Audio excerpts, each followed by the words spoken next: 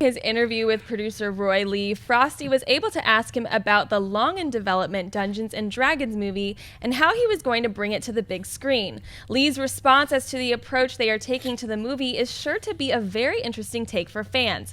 He said, "This new Dungeons & Dragons will be a Guardians of the Galaxy tone movie in a Tolkien-like universe. Because when you think of all the Hobbit movies and The Lord of the Rings, they have an earnestness to them. And to see something fun, a Raiders romp inside that world, I feel is something the audience has not seen before."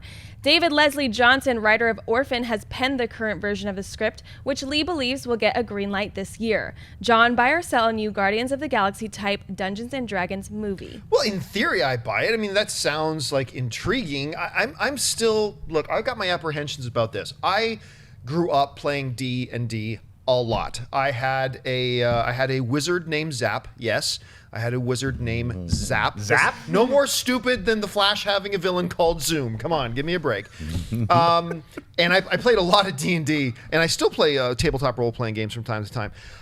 One of the things that really scared me in this report, though, was the producer went on to say that we've been in a lot of consultation with Wizards of the Coast, and that actually scares the hell out of me. What the hell do they know about making movies? Nothing. And when you go back to that great all-time classic motion picture with Jeremy Irons' Dungeons and Dragons, look, that Dungeons and Dragons. What you mean? I'm going. Where's my dragon? Sorry, can't help it. That movie was directed by the biggest Dungeons and Dragons fan in the world. I don't care if the filmmakers you get are fans of Dungeons and Dragons the game. I care if you get good filmmakers attached who can tell a really good story.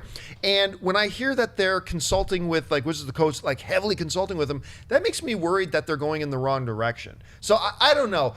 Obviously, if a Dungeons and Dragons movie comes out tomorrow, I'm lining up with my money, my bag of popcorn, and I'm going to be there the first showing of it. But I'm going to be nervous as hell about it. So I'll buy the concept of a Guardians of the Galaxy style Dungeons and Dragons, but I'm still nervous about it. What about you? Bring back Thora Birch and Damon Wayans, and that was a stinker. Dungeons and Dragons, yeah. And they actually made 2 more direct-to-video releases of Dungeons and Dragons 2 and 3, and they're worse than the first one. It's just you're right. I mean, you're not going to see the Dungeons and Dragons movie to watch people roll up characters and I got a 20. I mean, but I do like the idea of what they're saying is, everyone's saying, well, it's like Guardians of the Galaxy because that's the new thing to add that little flavor. But when he said Raiders-like adventure, that's what got me. I'm like, look, if they do, that's kind of the whole thing. When you're playing Dungeons and Dragons, you're going on a quest, you're going on an adventure, you're with your friends.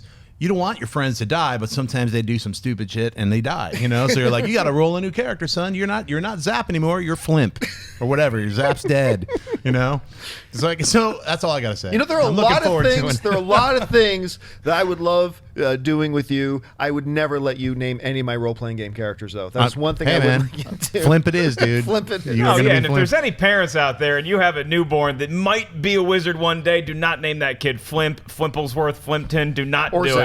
You can name it Zap. Zap with 2 P's. They make it different. Zap.